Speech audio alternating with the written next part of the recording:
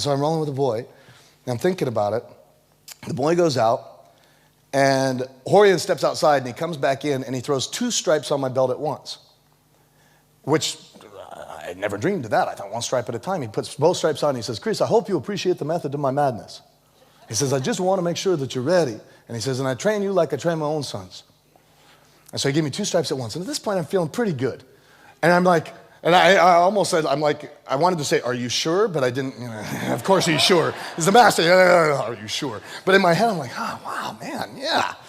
So I got the 2 stripes. I'm feeling pretty good. But it was mattering less and less. And he said, "Now, Chris, it's time to start learning some attacks." He says, "But I want you to keep that same level of relaxation." All right? How you guys doing? Great. Slap somebody high five, say, "I'm doing great." So he says, "I want you to keep that same level of relaxation." He says, "But now we're going to learn some attacks." And so he says, "Okay, now the first," and he started teaching me some chokes, and he says, and before he wasn't letting me attack at all. So now he's like, "Okay, here's a choke." And I knew a bunch of attacks from before, but he took it out of my arsenal for a while.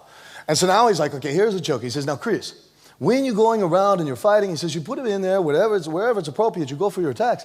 He says, "If you're rolling with somebody who's a lot better than you, Chris, like a brown belt or a black belt, they have years of experience." He says, "But if you do it in the right way," he says, "you can get the choke." He says, "And when you do it," he says, "the ultimate sign of victory, Chris, is if you get the choke and then you let it go. Like if you know you've got it." He says, "Don't choke them all the way, especially if they're better than you, because if you get them," he says, "they're going to want to kill you the next time, Chris."